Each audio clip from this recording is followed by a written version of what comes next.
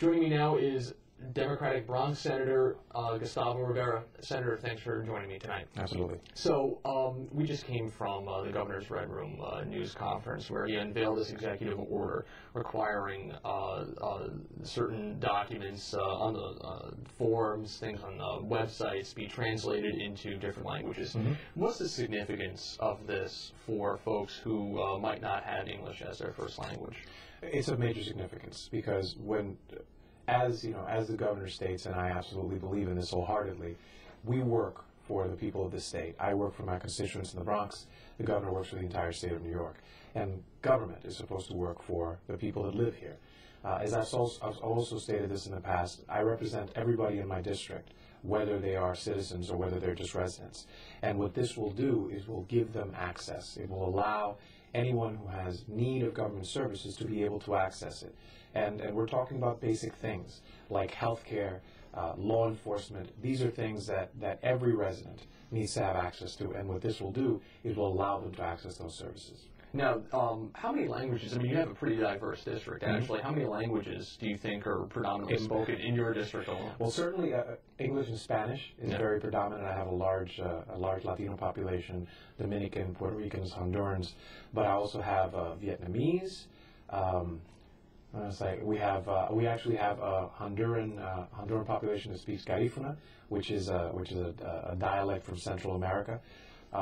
We have some Asian languages, some probably. We have a lot of variety. I'd have to, but the big one is Spanish. Right. Now, if some of these forms are being translated into Spanish, I mean, is there a concern about a lack of different dialects? I mean, does that become complicated at all? Not really. In Spanish, Spanish is not like other languages. There might be particular words that are not really interchangeable, but there is definitely a standard that can be followed. And certainly when it comes to government services, whether it's somebody from Santo Domingo or from Puerto Rico or from Honduras or from Chile or Cuba or whatever, they will be able to access it in Spanish. Can you give us an example of what kind of a form needs to be translated into a different language? I mean, what's an average person who would need a state form needs something in a different language, and how this will help them exactly? Unemployment. If somebody's unemployed and they just want to go through the process of, while they're looking for another job, they want to be able to access unemployment benefits. If the form is not in Spanish, or the form is not in Russian, or the form is not in Chinese, then it's very hard for them to be able to communicate this.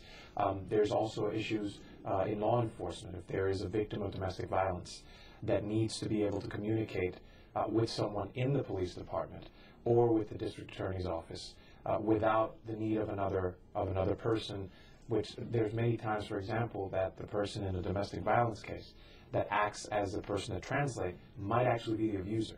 And this type of situation, you want to have the person, the individual, have direct access to the government services. These are just two examples, but overall, what we're talking about is being able to access basic services that every citizen and every resident of New York should be able to have access to.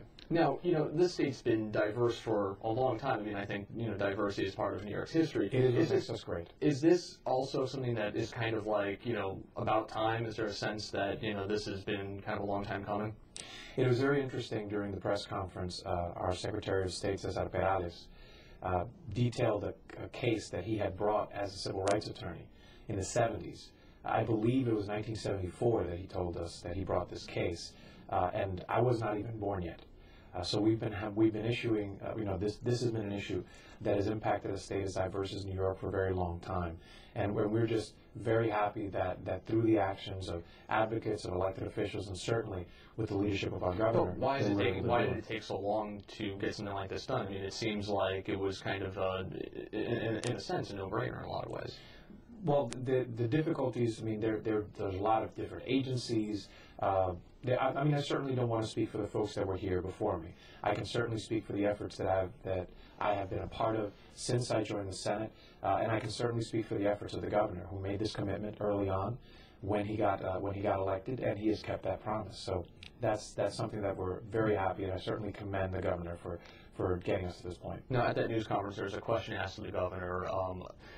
that critics have said that this is something that actually prevents new immigrants from learning English. It makes it difficult to mainstream. Obviously, there's a lot of evidence opposed to that, saying that this is a melting pot where people assimilate very quickly. I mean, but is there something to new immigrants, first-generation Americans, not learning English because they've got this, essentially this aid from the state that is translated into their own language? I believe that most people that I know whose language English is not their first language, they actually know that to be able to be effective in the job marketplace, to be able to gain an education, they know that they have to learn English. This does not stop that from happening. And certainly the folks that I represent in the Bronx, many of them whose first language is not English, they know that they have to learn it to be able to do well in society as a whole, to be able to succeed.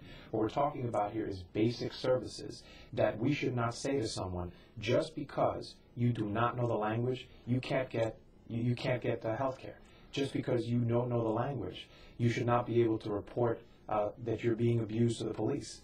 So I think that it does not stop people from wanting to learn English, because I believe that most folks understand that to be able to succeed here, it is something that they have to do, have to learn English. This is about access to basic services and whether we should keep people from that. Mm-hmm.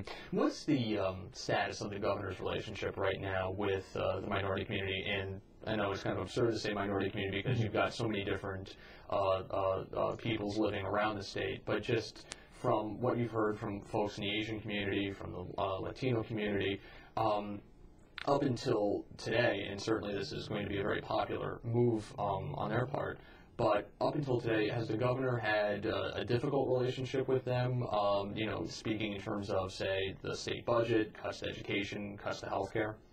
Well, I would say that there's always going to be things that we agree on and we disagree on. I've debated the governor times before, but when he does something that we all believe is the right thing to do, he believes it's the right thing to do, and definitely moves us forward. I mean, one thing that we have to consider is that New York has been a leader in civil rights and civil rights legislation for a very long time. This is just moving us a little bit further down the field.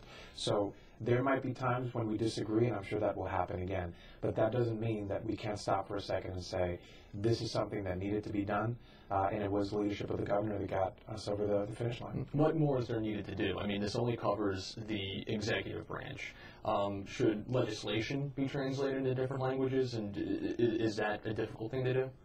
Well, I'd have to speak to some of my colleagues that have been around for a little bit longer than I have on the issue of legislation itself. And on the issue of the executive, by the way, this is something that is going to be rolled out over a period of time. It doesn't happen immediately. It doesn't happen automatically. We have to, over the next couple of months, we have to continue to see how it is implemented in all these different agencies. And I think that will serve as as information to see what other parts of government we could actually make more accessible. So I believe that this is a good start to a process. But because it was an executive order, we will make sure that it happens all across the state. Sure. And just finally, before we let you go, you're entering your second year of your first term. Mm-hmm. Senator Adriano Espaillat was elected alongside you. Mm-hmm. Are we seeing more Latinos entering state politics, entering political life in general? And just what does that say about the advances of the community over the last 2 decades or so? I certainly hope that this is just the beginning of what will be, opening up the doors of opportunity into state government at all different levels. I've been very blessed to be representing the people of the Bronx since they elected me back in November.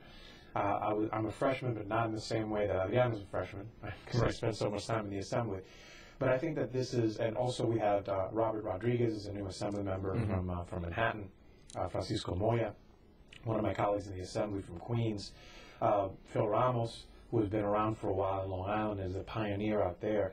So I think that we have certainly an opportunity as redistricting takes place and as we continue to grow as a Latino community in the state, to continue to play a very important role in politics, whether it is government directly as an appointed position, for example, our Secretary of State, Cesar Perales, or as an elected official. So I'm very glad that I am part of this movement that's happening right now. When will we see our first Latino governor or first Latino statewide official? It's a good question, and I don't know yet, but at some point soon, it'll absolutely happen. Okay, Senator Rivera, thanks very much for your time. Thank you for having us.